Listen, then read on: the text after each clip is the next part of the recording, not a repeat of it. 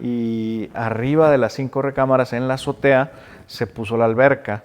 Entonces, pues sí es un tema ahí medio peculiar de cómo hacer un vaso de concreto que retenga el agua y pues que no haya ninguna fuga, ¿verdad? Además, ese vaso tenía tres ventanas de acrílico, tú podías ver O sea, desde desde... tu habitación o el living, Ajá. mirabas arriba. Y veías el agua y si alguien estaba nadando, pues lo veías como...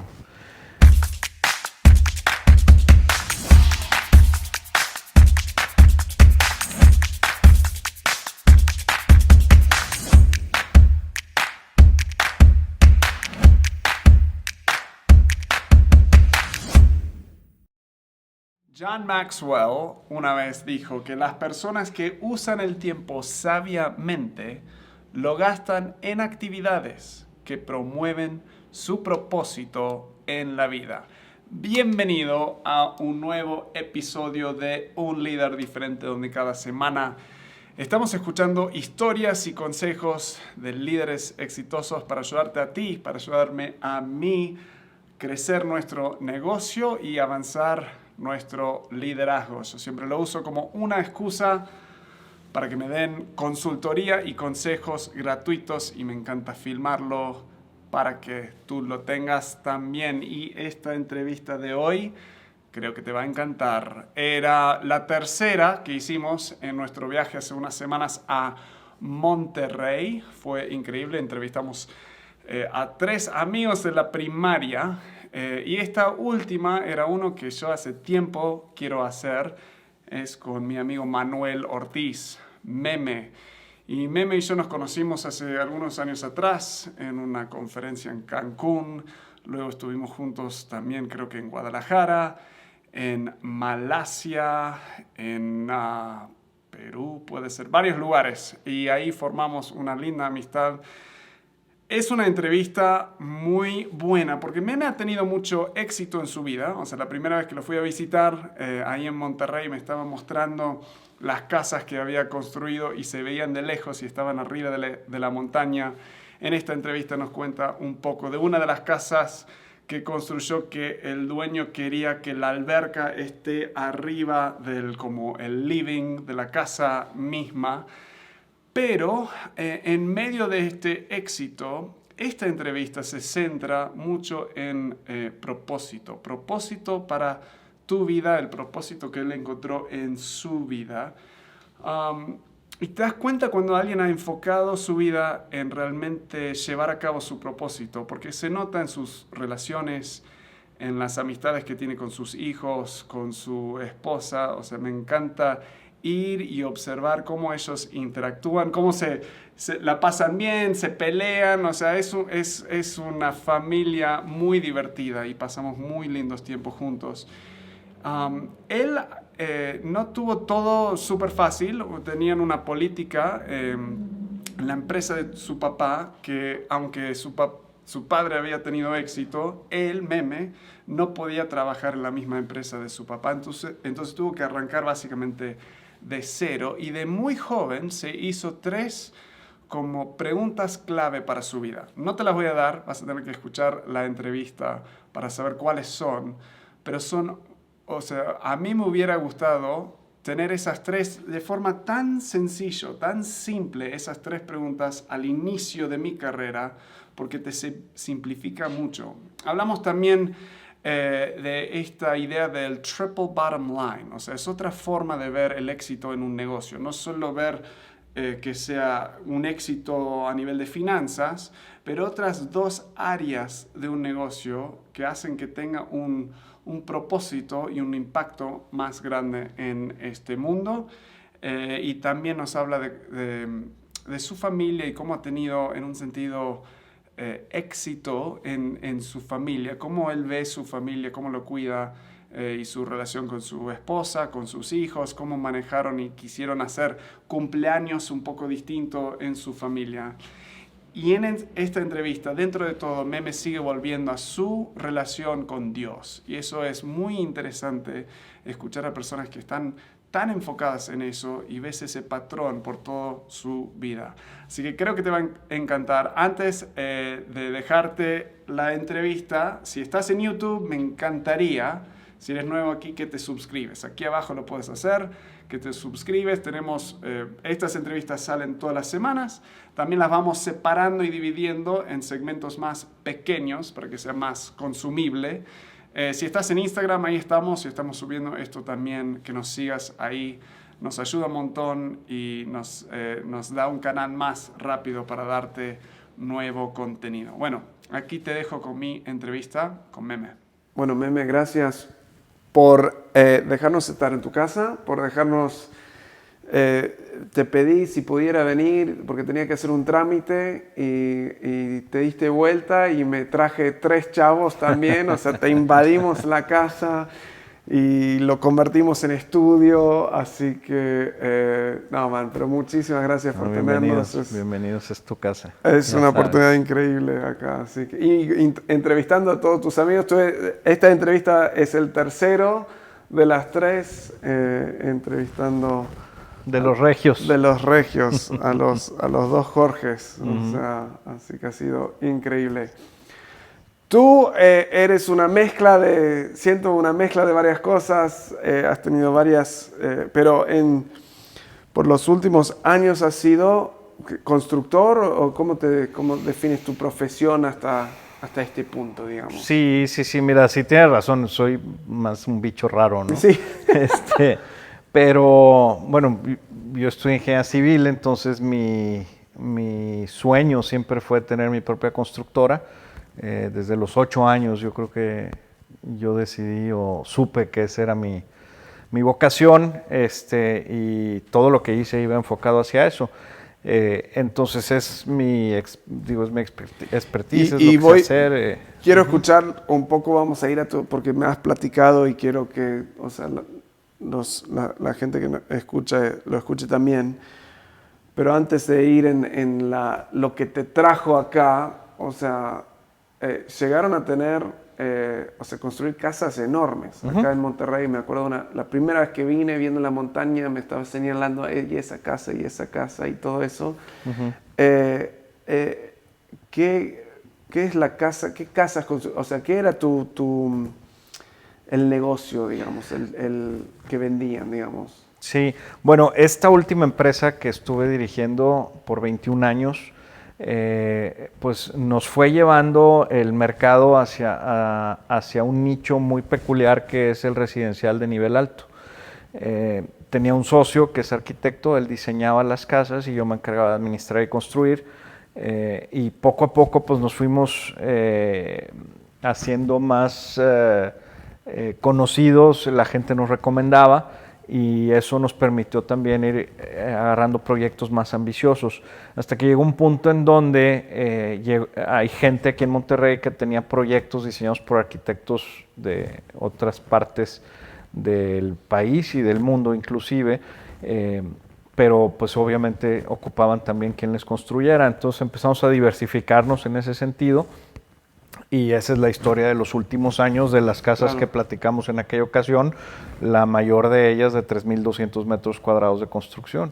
Entonces son proyectos así muy peculiares, todo un reto. ¿Qué son algunos de los features, o sea, o elementos más locos que te ha tocado construir en una casa, como peticiones peculiares? Bueno, esa casa en particular la diseñó un despacho suizo que tiene el premio Pritzker, que es como decir el Nobel de Arquitectura. Sí. Y bueno, esa en particular, el área íntima son 5 recámaras y arriba de las 5 recámaras en la azotea se puso la alberca. Entonces, pues sí es un tema ahí medio peculiar de cómo hacer un vaso de concreto que retenga el agua y pues que no haya ninguna fuga, ¿verdad? Además, ese vaso tenía tres ventanas de acrílico, tú podías ver. O sea, desde tu habitación o el living, mirabas arriba. Y veías el agua, y si alguien estaba nadando, pues lo veías como... de hecho, esos acrílicos los puso la empresa que hace los SeaWorlds. Claro, si fueron a Estados Unidos a estudiar eso, ¿no? A ver cómo es. Sí. Qué loco. Entonces sí, muchas casas en la montaña, arriba de la Cota 1000, que aquí en Monterrey pues ya es cuando la montaña está muy escarpada también, Sí. entonces trabajos de pues cortes del terreno, estabilización de taludes, muros de contención, todo eso también tiene una peculiaridad muy especial. Pero sí, cada casa tiene lo suyo, es lo bonito de este negocio. Cada una presenta retos diferentes, entonces no te aburres, ¿no? No es Claro. algo monótono. Eso, conociéndote un poco, te encanta, no te gusta lo monótono. No soporto la monotonía. Ni eso, ni estar sin hacer nada. Esos son mis dos pet peeves, ¿no? Volvamos atrás. ¿Cómo comienza esto? O sea, te gradúas y ¿qué empiezas a hacer? Si yo me gradué, una historia también ahí muy curiosa, te platico muy rápido. Mi papá es ingeniero civil también, constructor, tenía él una de las constructoras más grandes de Monterrey, una de las 3 más grandes. Su enfoque o su nicho era más edificios, Sí. construcción vertical, pero la política de la empresa era que ningún familiar podía trabajar ahí. Cierto. Entonces, pues yo estudiando la carrera, mis amigos me decían, no, pues tú ya Estás listo. ¿no? listo, ya Sí. tienes todo resuelto. Y pues no, digo, yo sabía de esta política y dicho y hecho me gradué y pues hubo que ir a buscar trabajo y fue mi primera experiencia de humildad, ¿no? Y de entender que pues uno tiene que salir adelante por sí mismo.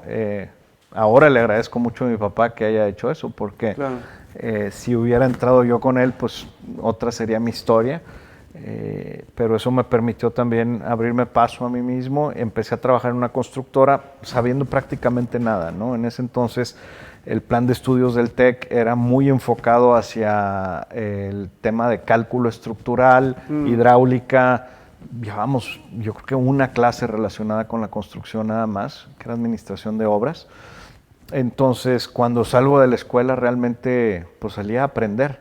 Eso sí, me gustó y valoro mucho la preparación que tuve en el TEC porque ahí te enseñan a aprender. Entonces, trabajé por 6 años y medio en esta constructora, me tocó la oportunidad de empezar, como te digo, desde cero y poco a poco pues fui creciendo hasta... ¿Esta es la que estabas construyendo al lado de la... Sí. ¿Cómo se llama eso? Pues drenajes sanitarios, nos tocaba mucho... La caca, la Sí. mierda, todo eso. Sí, así es. Es que la constructora O sea, cuando era... decís que arrancaste desde abajo... Uy, sí, imagínate. desde abajo. Es que la empresa tenía la constructora y tenía una fábrica de tubería de concreto. Claro. Entonces, pues para vender los tubos entrábamos mucho a concursos de obra pública para canalizar acequias a cielo abierto, en donde iba el agua negra al descubierto, ¿no? Entonces, y pues mi chamba era estar ahí en el sitio, viendo rendimientos de máquinas, tomando medidas, haciendo estimaciones, cobranzas, etcétera. Pero sí era un poquito... ¿Y cuánto tiempo estabas en esa obra en especial? Bueno, hicimos mucha obra de ese tipo, pero el periodo que duré en la constructora esta fueron 6 años y medio. Entonces, esto no... Mi pregunta va un poco... Siento que hoy en día la cultura quiere el éxito overnight. Inmediato. Quiere el éxito inmediato. Sí. Con Instagram, lo hemos hablado en varios entrevistas antes. Uh-huh. Y se me hace que tú, o sea, viniendo de una familia que le había ido bien a tu papá y todo, aún más a veces de esas familias salen hijos que lo quieren ahora, o sea, casi como sienten que se lo merecen, digamos.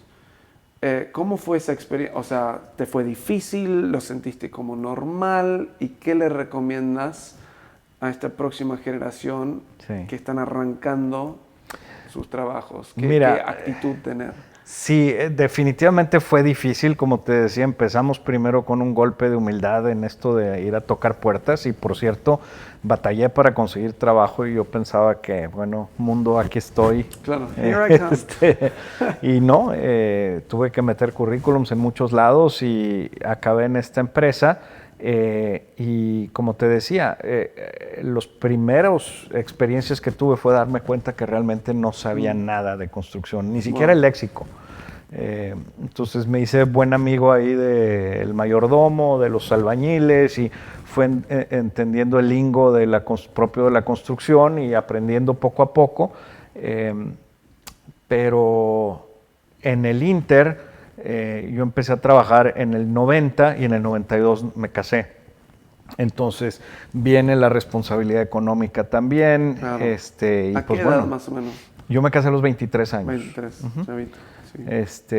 Entonces, pues bueno, no tenía yo coche, la misma empresa me había proporcionado una camioneta, una pick-up, y pues ese tipo de cosas me mantenían muy pues ligado o obligado a seguir ahí. En el Inter estuve buscando otras oportunidades y le pedía mucho a Dios que pues hiciera su voluntad en mi vida, ¿no? Sí. Eso, una de las cosas que más me ha marcado es entender que Dios es infinitamente más sabio que yo. Sí. Y sobre todo en las decisiones más importantes he decidido pedirle fervientemente a Dios que Él sea el que dirija mis pasos, ¿no?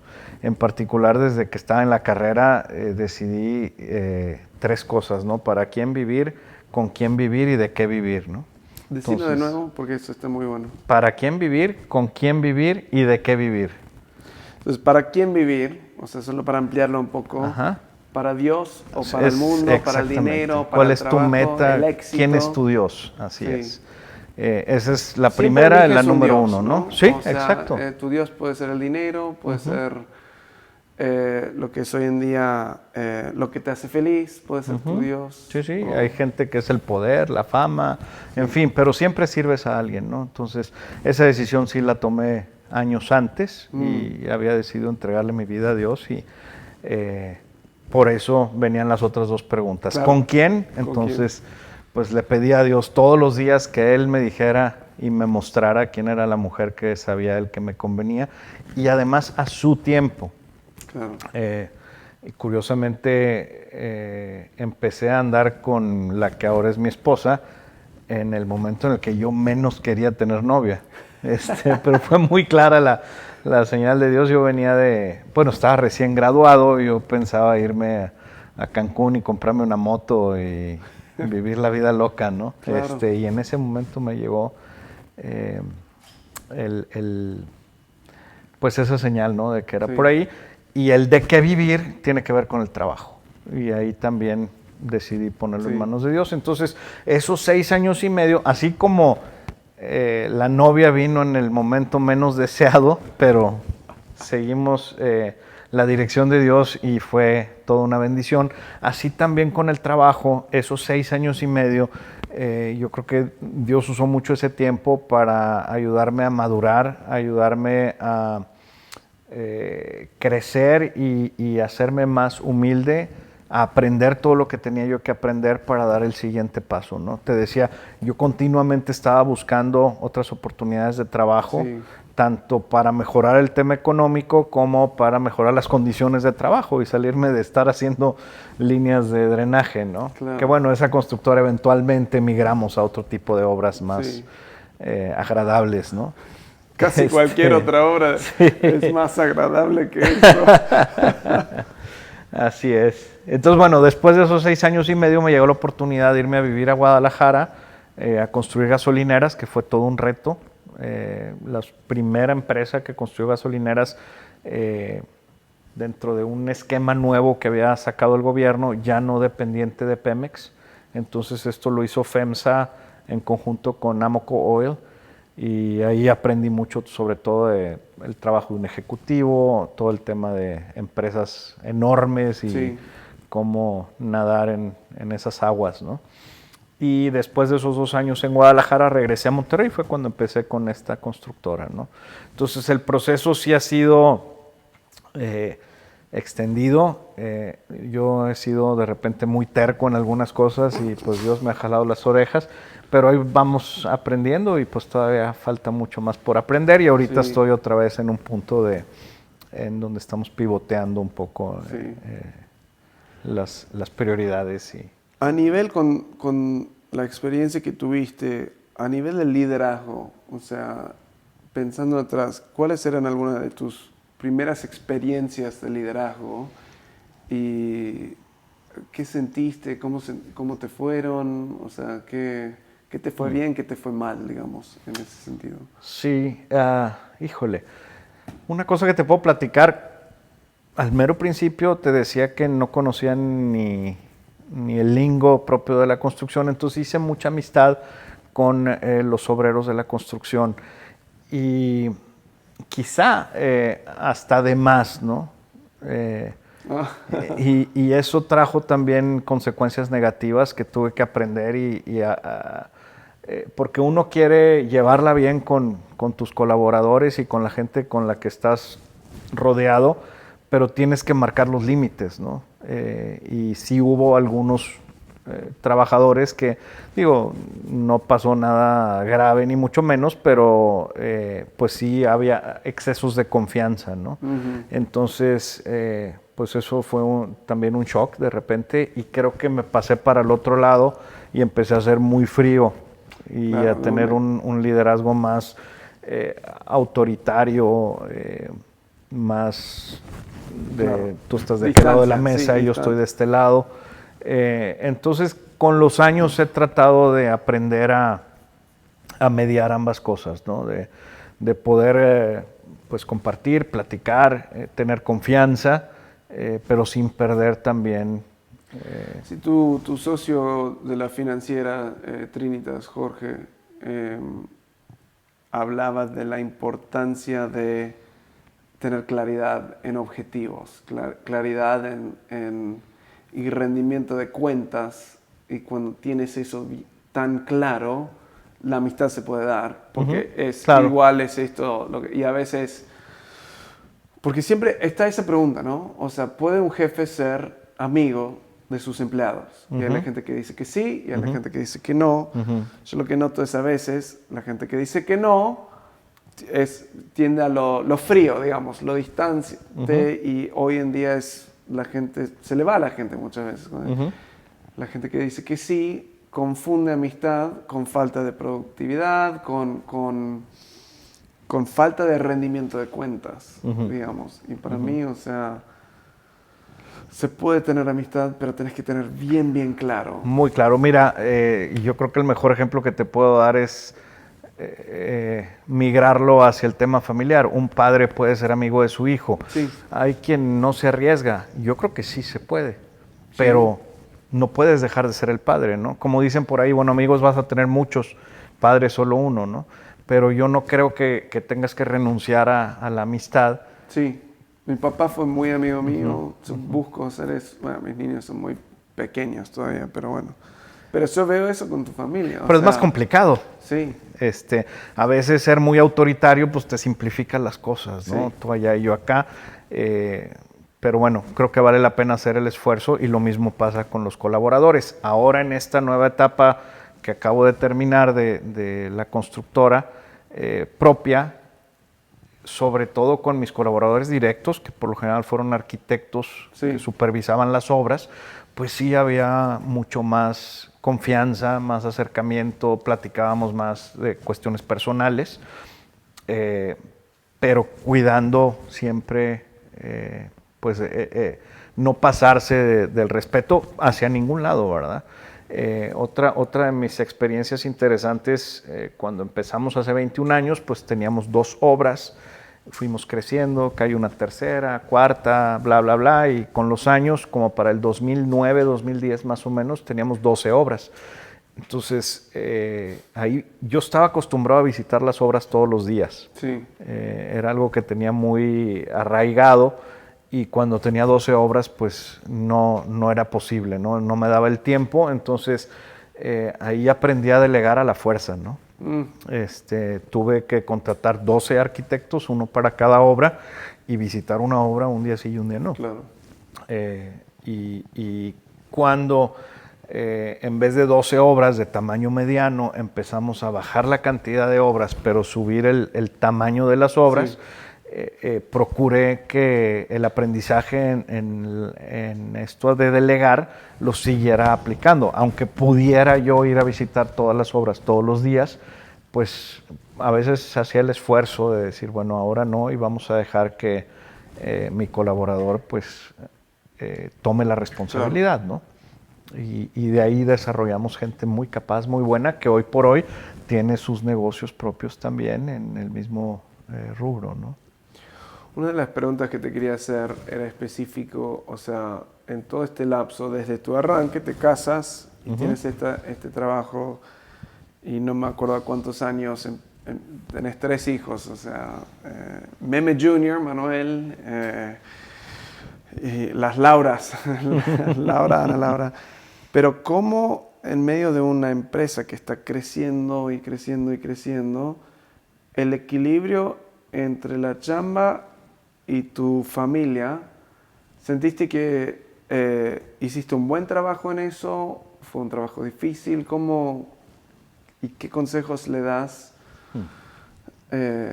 a otras personas que vivimos en un mundo donde sí hay que trabajar y a veces nos volvemos workaholics, pero a veces es demandante el trabajo en sí? Pero ¿qué hiciste para mantener? Y lo pregunto porque cada vez que estoy con tu familia, es una familia fuerte, o sea, y digo, tienen sus peleas, pero sus peleas ni son peleas, es casi como un show, es muy cómico, se quiere mucho, o sea, ¿viste cuando la gente se pelea pero se quiere mucho? O sea, mis mejores amigos en Argentina nos peleamos todo el día justamente porque somos... Y siento eso en tu familia. ¿Cómo lograste eso? Ay, híjole, son un montón de factores, ¿no? Pero yo creo que el primero de ellos es otra vez encomendándome a Dios, pidiéndole a Dios que me diera la dirección y usando a Dios como ejemplo de un padre. Si yo quiero ser un padre ejemplar, pues no hay mejor guía o línea a seguir que la que Dios nos ha marcado, ¿no? Por un lado. Por el otro lado, pues todos conocemos el cliché ese de que hay que pasar tiempo con los hijos. Bueno, uno se envuelve en el trabajo y aunque lo sabes y lo tenía yo siempre presente, pues a veces era posible, a veces no. Pero cuando era posible, pues el chiste es meterle calidad a ese tiempo, ¿no? Sí, y hoy en día más difícil. O sea, a mí escuché una vez, cuando estoy con mis hijos físicamente, debería estar con ellos mentalmente también. Y eso me cuesta, o sea, porque estás ahí, pero está el celular ahí. Sí. Pero por lo menos intentar estar con ellos en ese momento. Sí, y hacer cosas especiales que no tienen que ser todos los días.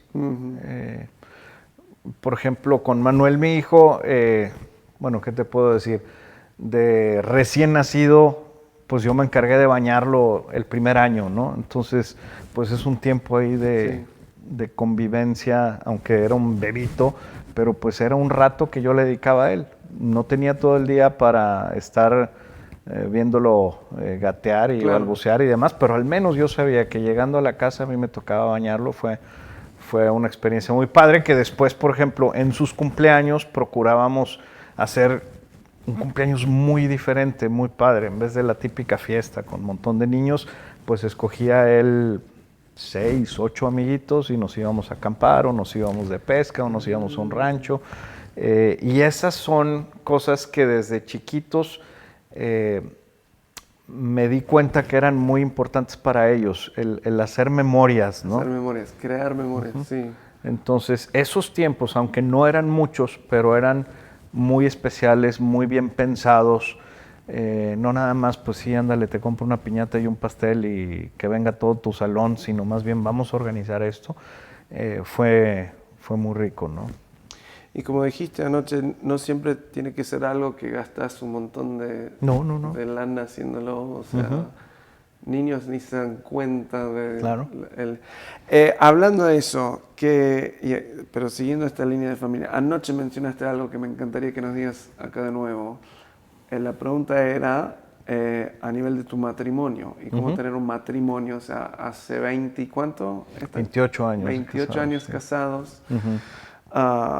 Y se nota la conexión y el amor que tienen. Realmente son un equipo muy íntimo. Háblame de las vacaciones. O sea, ¿qué mencionaste de vacaciones a nivel de eso? Bueno, siempre procuramos desde que nos casamos, Laura y yo, digo, de recién casados no era tan complicado, pero ya con hijos, siempre procuramos al menos una vez en el año hacer un viaje ella y yo solos.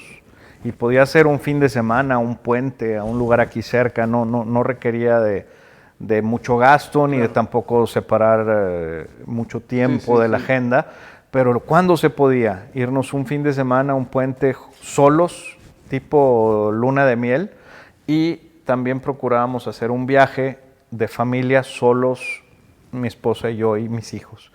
Y esos tiempos son muy valiosos porque luego, te comentaba, no es común estar con una persona 24 horas del día, varios días seguidos. Y claro, esos eran tiempos de aprender a tener esa convivencia, esa dependencia. Y bueno, no todos los años se pudo, pero sí hicimos el esfuerzo y hoy por hoy, pues ya con los hijos grandes, que no tenemos que estar tan al pendiente de ellos, y con la agenda un poquito más libre, pues sí nos podemos dar el gusto de viajar más tiempo solos y disfrutamos muchísimo, ¿no? Son como los highlights del año. Para mí mi hobby ahorita, mi pasión en vez de ver la televisión es organizar sus viajes, ¿no? Entonces, me motiva mucho. Y tienen un mapa, creo que ahí arriba, con todos los pins de todos los lugares que vamos a tener que incluir. Con un alfiler de colores diferentes de cada miembro de la familia. Cada miembro de la familia, es lo que pensaba. Sí, sí. Increíble. ¿Qué tan importante a nivel de tu negocio y todo, qué tan importante es tener una familia fuerte? O sea, no, es indispensable. Sí, o sea, y antes de la familia yo te diría un matrimonio fuerte. Sí. Si no tienes un matrimonio fuerte, todo lo demás te puede ir bien y no, las cosas no funcionan, no te sientes lleno y completo. Yo diría dos cosas. Obviamente, tu relación con Dios y un matrimonio fuerte hacen que lo que venga lo puedas sortear, lo puedas sacar adelante, ¿no? Pero igual al revés, y todo está muy bien, pero tu matrimonio no es difícil. Tuvimos una de las primeras entrevistas que hice era con nuestro amigo en común, Jimmy Payton. La entrevista creo que la titulamos Negocios y la Fe, y él justo hablaba algo parecido creo que mi pregunta con él era algo que, ¿cómo es? Generalmente tenemos negocios y la fe divorciados, sí. divididos. Sí. Para ti, ¿cómo lo ves? O sea, ¿cómo es separado, en conjunto? No. Bueno, eso es, haz de cuenta que ahorita mi motivación mayor, mi llamado es a romper con esa separación entre lo secular y lo sagrado. ¿Por qué? Porque fíjate que hay un pasaje que todos hemos oído muchas veces, que yo desde chico lo asocié siempre, y es cuando Jesús ve a toda la multitud y siente compasión de ellos y le dice a sus apóstoles, a sus discípulos: la mies es mucha, sí, y los obreros son pocos. Oren al dueño de la mies que mande más obreros a su mies. Y para mí eso siempre significó pedir por sacerdotes. Claro. Y hace poco me cayó el 20 de que todos somos obreros. Ahí Jesús está hablando no nada más de sacerdotes y gente que se dedica a evangelizar y a discipular como su trabajo, que recibe una remuneración por ello, sino que también todos nosotros que hemos recibido ya ese don de la fe, pues debemos de compartirlo con la gente que nos rodea, ¿no? Entonces, mi prioridad número uno ahora es ver la manera de apoyar a la gente que tiene negocios propios o que tiene posiciones de liderazgo en empresas, de usar esa plataforma para el ministerio, ¿no? Ahora, ¿eso significa que un líder empieza a convertirse en el loco que viene con la Biblia todos los días y siempre, chicos, no hagan eso, y ese chiste, y no se ríe? O sea, ¿cómo sale eso en la práctica, sí, digamos? No, bueno, mira, tiene mucho que ver, tú que eres experto en esto de liderazgo, con el área de cuidar, ¿no? Si tú realmente amas a tus colaboradores, pues así como amas a tus hijos o a tu esposa o a tus amigos, pues quieres lo mejor para ellos, ¿no? Quieres lo mejor para ellos en lo económico, quieres lo mejor para ellos en temas de salud y pues también deberíamos de querer lo mejor para ellos en el tema espiritual. Sí, puedes ser exitoso en tu vida, en tu trabajo y ser miserable Claro. si no tienes estas cosas más. No sé cuánta gente se termina suicidando en el punto más Está siendo exitoso. súper exitosos. Sí. ¿Por qué? Porque tenemos la necesidad de una relación con Dios y ese vacío no lo llena absolutamente nada. Lo comentábamos hace ratito, ¿no? Entonces, ver por eso en tus empleados creo que es de muchísimo valor y te sorprendería cómo la gente le interesa eso y lo agradece. Uno a veces es medio tímido para sacar el tema. Yo estoy aprendiendo a ser un poco más abierto, Te más estamos valiente sacando ahora para, enfrente a todos. para hacer esto, pero sí creo que es básico, ¿no? Y bueno, requiere también de un tema de congruencia. Ese es uno de los retos más grandes que tenemos como empresarios o como personas con posiciones de liderazgo en las empresas. Pues, ¿cómo te puedo yo compartir mi fe y hablarte de lo que Dios nos pide y lo que Dios nos enseña y cómo debemos de llevar nuestra vida acorde a los principios bíblicos si yo no los estoy viviendo? Claro. Y cuando tú estás conmigo 40 y tantas, 50 y tantas horas a la semana, pues me vas a leer, te vas a dar cuenta realmente quién soy. Entonces ahí entra un tema de congruencia en donde el primer lugar en donde uno tiene que ser congruente y no puedes poner máscaras es en la familia y el número 2 es en el trabajo. Sí. Y esa palabra congruencia a mí me parece básica para poder ser efectivo en el cuidado espiritual de tus colaboradores y no solo tus colaboradores, tus clientes, tus proveedores, cuánta gente se atraviesa en el día a día.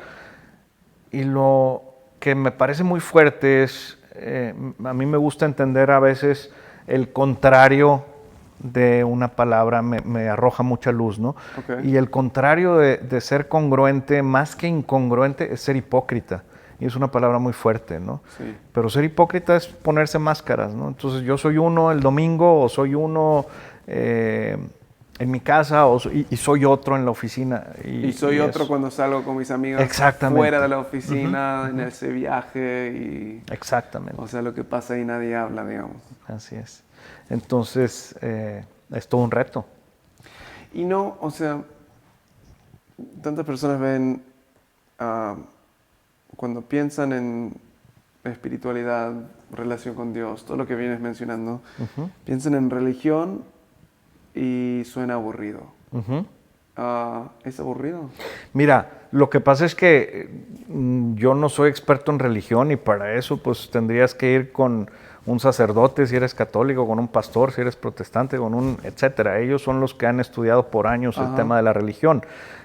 Yo estoy pensando o estoy hablando más bien de una relación personal e íntima con Dios que yo he aprendido a llevar a través de lo que Dios nos enseña en su palabra, ¿no? Entonces, en el tema de la Biblia es en donde nos hemos enfocado mi esposa y yo y en lo que Dios nos dice a través de su palabra y eso es lo que me gusta compartir con la gente que está a mi alrededor, que es lo que Dios ha hecho en mi vida a través de ¿Y no sientes que has escrituras. perdido oportunidades para divertirte, para hacer cosas locas por obedecer lo que dice la Biblia?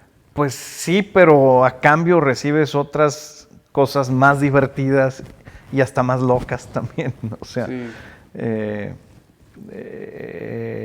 Definitivamente que las tentaciones ahí están y la carne es débil, pero al final del día cuando eres obediente a Dios la bendición es enorme. Y vaya que tengo muchas experiencias al respecto y vale la pena al final de cuentas, ¿no? Si digamos que alguien está escuchando y lo estás empezando a convencer, ¿qué son los primeros pasos para empezar a enfocarse en esa relación con Dios? Darse cuenta primero que, bueno, y lo decía Tim Keller, que tú eres fan de él, igual también, que yo. Totalmente. Decía, darnos cuenta que somos pero tan pecadores que no merecemos nada. Okay. Pero al mismo tiempo darnos cuenta que somos tan amados que Dios nos lo ha dado todo. Ujú. Entonces, esa es la humildad real. No es hacerse uno menos, sino valorar lo que es uno a los ojos de Dios. Sí, eso va un poco en contra de la cultura ahora que dice pensar bien de ti mismo, pensar positivo de ti mismo. Pero me ha ayudado mucho a mí porque solo pensar, yo puedo pensar que soy increíble todo el día, pero no me la creo. O sea, honestamente, o sea, ves cosas, o sea, sabemos en lo profundo, o sea, nadie se puede autoconvencer de que es increíble. O sea, necesitas a alguien de afuera afirmarte y a señalar tu valor. O Claro. sea, una piedra no puede decir, soy un diamante, soy un diamante. O sea, algo de afuera tiene que darle ese Pues porque valor. me conozco perfectamente y conozco todos mis defectos, ¿no? Yo escuché, creo que del mismo, Tim Keller, para los que no conocen, es un pastor en Nueva York, entonces habla a un público muy crítico, o sea, muy intelectual, entonces sus argumentos son muy en eso. Creo que en una de las cosas que dijo, dice, mira, olvidémonos de la Biblia por un segundo. Simplemente juguémonos en base, imagínate que al fin de tu vida, o sea, dicen, ¿sabías qué? Había una grabadora que pusimos en tu espalda y te grabó cada vez que tú dijiste algo como, bueno, deberían hacer esto, cada vez que jugaste a alguien y pusiste una regla o una ley o algo, pero solo lo que salió de tu propia boca, te vamos a juzgar en base a lo que tú dijiste que era correcto. Valiste. O sea, Sí. en base a tus propios Tu propio estándar, ¿no? estándar vas a llegar, digamos. Entonces, sí, aun si nos comparamos en la Biblia o en nuestro propio estándar, somos horribles. O sea, ¿y cómo salimos de eso? Como dices, o sea, tienes alguien que te ama, un Dios que te da ese valor. Entonces no puedes juzgar a otros. No puedes. Eso es fascinante. Quiero que me comentes un poco de este concepto que no es solo religioso, o sea, está en varios lados si alguien lo quiere googlear también, pero esta idea de, y no sé cómo lo están diciendo en español, pero el triple bottom line, o sea, una empresa que está también no solo enfocado en generar dinero, pero ¿cómo describes eso? Sí, es una empresa sana, a mi manera de verlo. Es una empresa que tiene esas tres patitas, ¿no? Es como una mesa con tres patas. Si le quitas una, la mesa se va a caer. Okay. Requiere forzosamente de las tres patas. La primera es obvia, pues tiene que ser económicamente rentable. Okay. Que además, me meto en un poquito el tema, es muy fácil medir qué tan rentable es una empresa. Ves su estado de resultados, su balance, flujo de caja, lo que tú quieras. Pero son matemáticas, es muy fácil saber cómo va la empresa en ese sentido. La segunda pata es el tema social.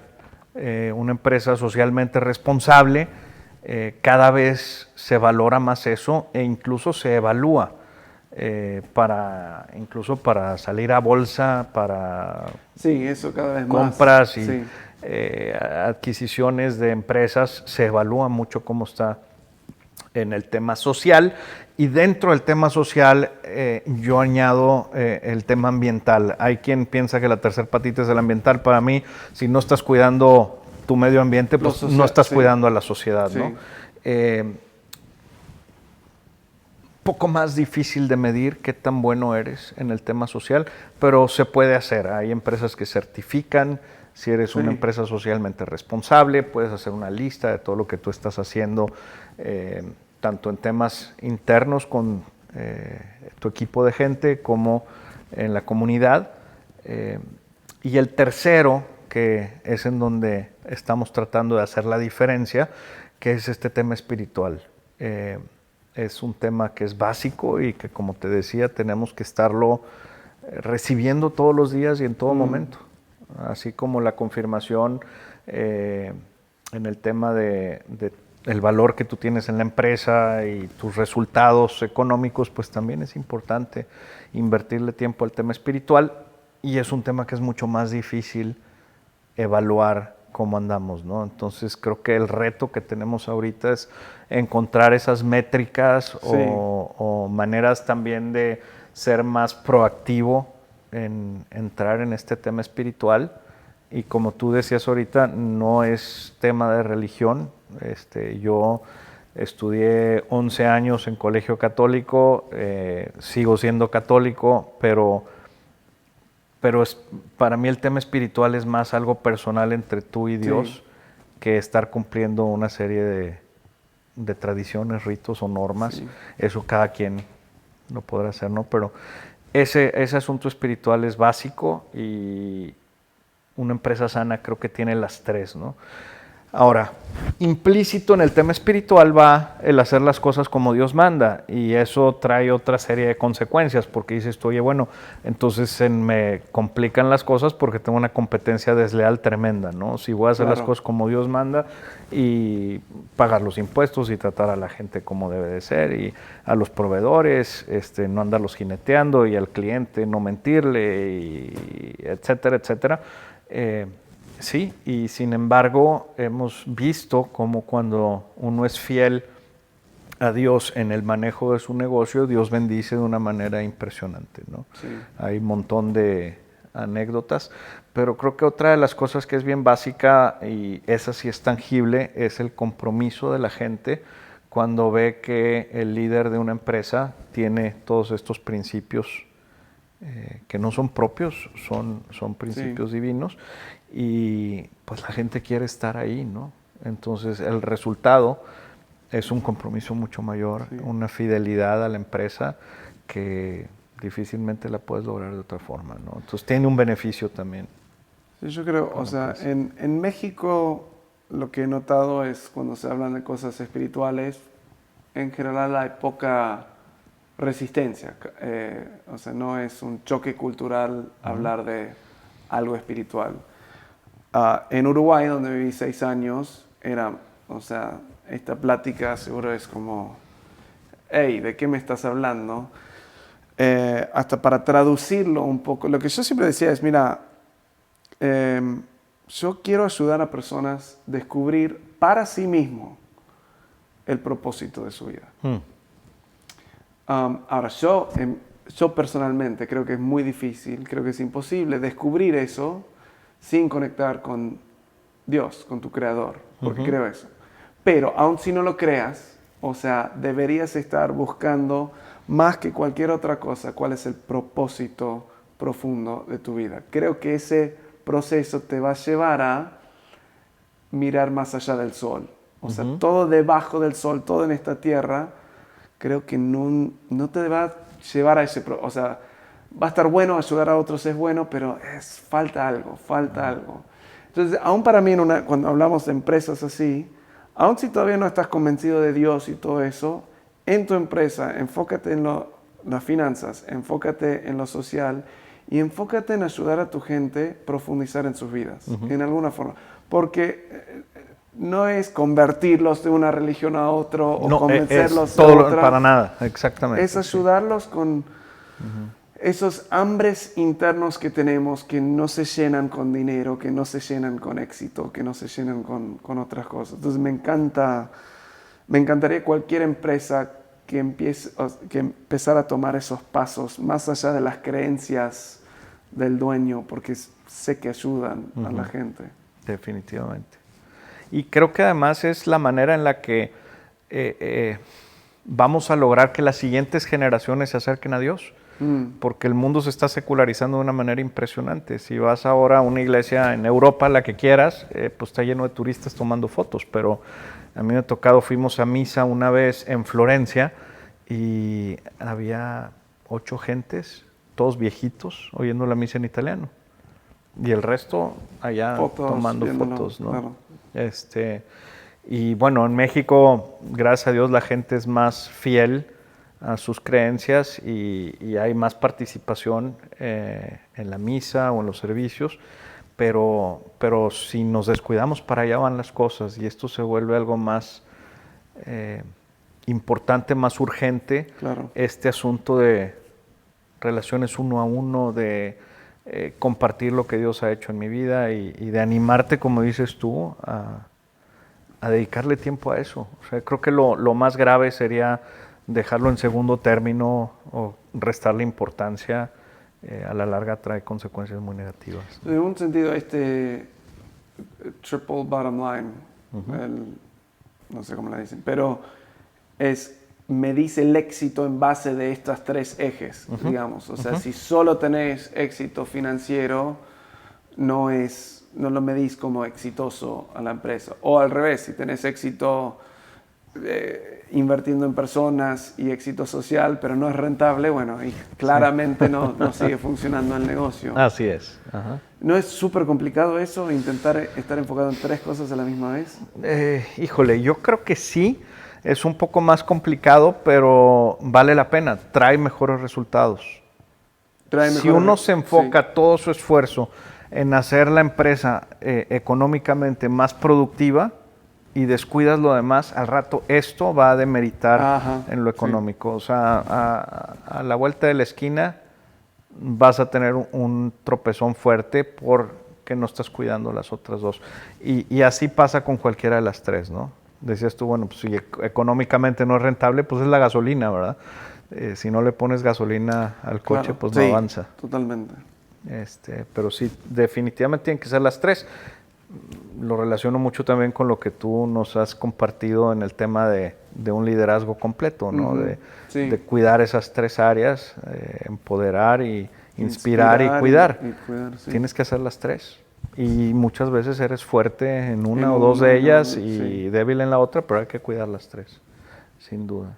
Bueno, para terminar, creo que esto me está convenciendo que tenemos que arrancar otro podcast con más información para ayudar a personas que quieren llevar esto a cabo. Para resumir, ¿me puedes decir de nuevo esas tres decisiones que cuando eres joven, cuando estabas recién arrancando, qué eran esas tres de nuevo y qué, sumado a eso, qué otra pregunta, cosa, área de enfoque piensas que líderes que están arrancando deberían estar tomando en cuenta? Si hay algún otro tip, consejo para tener éxito a largo plazo en sus vidas. Entonces las tres son... ¿Para quién vivir? ¿Con quién vivir? ¿Y de qué vivir? De qué vivir. Increíble. ¿Y qué cosa te hubiera gustado que alguien te dijera a ti a los 20 y algo años que sabes ahora? Que tuviera paciencia. Los tiempos de Dios son distintos que los tiempos de uno, ¿no? Y yo me quería comer el mundo de inmediato y me costó mucho trabajo aprender a tener esa paciencia. Todavía lucho con ello,